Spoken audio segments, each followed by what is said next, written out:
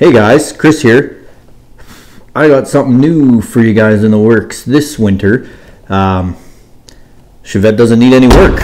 Well, it does. It needs minor work, but it's almost ready to race if we had a race today.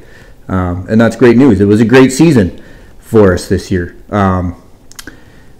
We only got to enter 3 events based on scheduling, money, all that kind of stuff. This year, we were only able to do 3 events. Out of those 3 events, we won 2 of them, including our big invitational this year, which we've won 3 out of the past 5 years. So we've had a lot of success there. It was a lot of fun. The car worked really well. The changes we made over the winter, if you haven't watched and you're new to the videos, you can check out all the work we did to this thing, to the Chevette, over the course of last winter. But we got something new to work on this year. So Chevette worked really well. Nothing broke this year. Everything. Engine ran great. Car performed really well. We think we got most of the bugs figured out and nothing really to do to it anymore. Just little nuts and bolts. I got a small list of stuff here that I'll mess with at some point. But I got more exciting things to work on this year. This winter. And here it is. It's a new car.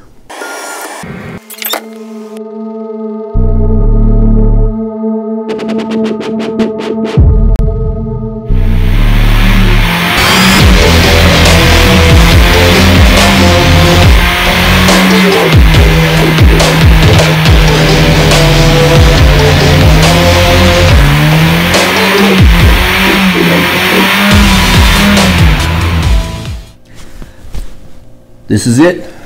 This is a 1991 BMW 318 IS. Great little cars, these BMWs. I've been a BMW fan since I got my first one. I was about 19 when I got my first E30 318i. And I loved it. Since then I had a 325 that Pops and Grumpy helped me build. We put a nice engine in that thing. That was a ton of fun. Had a winter beater as one. And always wanted to get another one. I wanted to to build a race car out of it, whether it be a street legal race car or something like this. I've only seen one of these run as a dirt track car myself, and 2 others I've seen that run on the asphalt on ovals. So it's something a little unique, something I can connect with a lot because I love these cars. Originally, I would have built a BMW if I could find one at the time when I bought the Chevette and built the Chevette, but they weren't out there, they weren't readily available, and the ones that weren't cheap. A couple of years ago when I got the bug again for building a BMW, I found a 2002. That was a super cool little car. Started to get that one prepped and then kind of lost interest on it. I've got this E21, and that was going to be the plan up until about a month ago until I found this thing. I was going to put this engine, the M42 engine, in this E21. So that was the plan. I even came across this E9 2800 CS just out of sheer luck. I don't know what I'm going to do with it yet at this point, but it was too cool to pass up. So it's just these old BMWs, nothing in my opinion beats the coolness factor and the fun factor of these old BMWs. So this particular car's got the M42. It's a twin cam, twin overhead cam, 1.8 liter. They're high revving, they're fun, they're light and nimble. I weighed this car in around 2,500 pounds as it sits dry and full trim. So they're pretty light. We'll be able to get this thing right down to weight. Pretty cool car. Super excited about it. So this car, it's a really neat little car. Don't get me wrong, it's a complete rust bucket, and that's kind of why I don't feel too guilty chopping it up, turning it into a race car. If it was in good shape for the price that I got it for, I'd be driving this thing to work every day. That's the truth. But for turning it into a race car, it's not roadworthy. It looks good from the outside, but underneath, rocker panels, quarter panels, its days are numbered. There's 395,000 K on the odometer.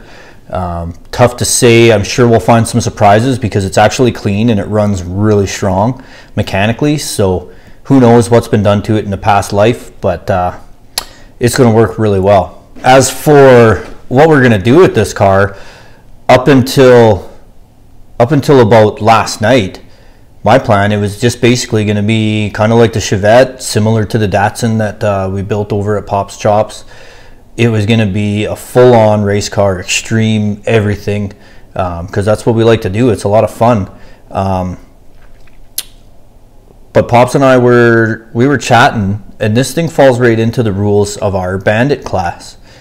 And for a number of reasons, I think that will actually benefit this car and myself. There's no weight rule in the Bandit class. You're not allowed to strip the car or lighten the car in any way other than taking out all the non-race car stuff.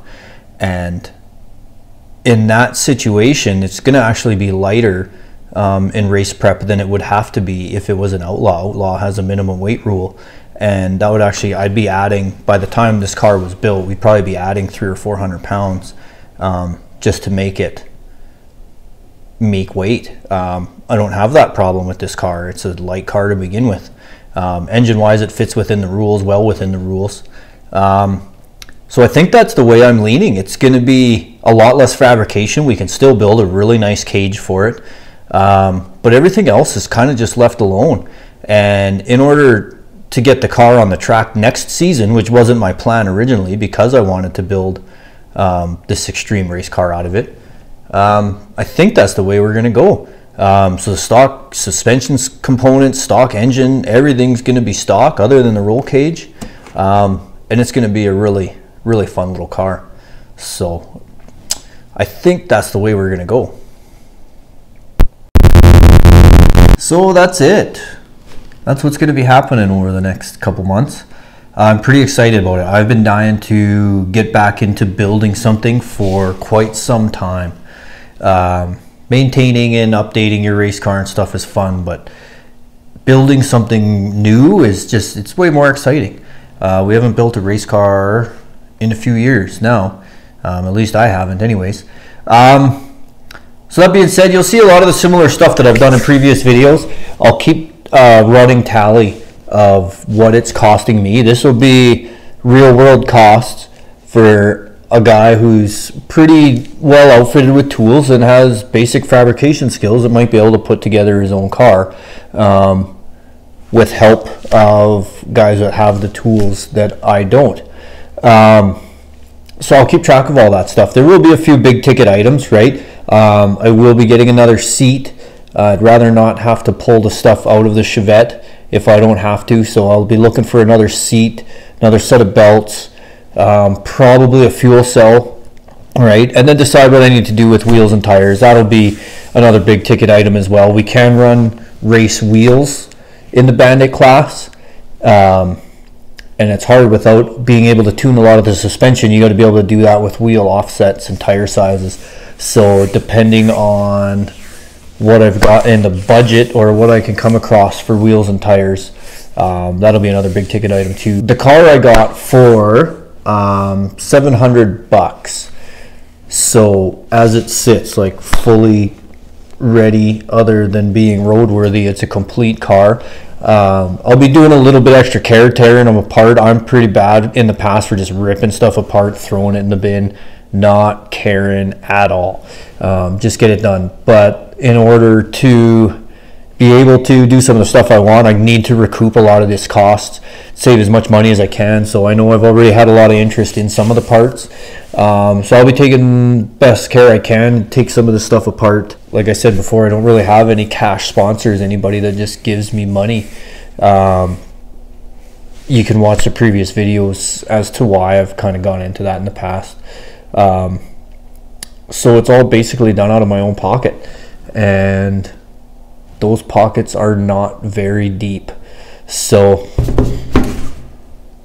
hopefully you guys are interested in what I got going on. I'll try and be a little bit more active on some social media, maybe Instagram.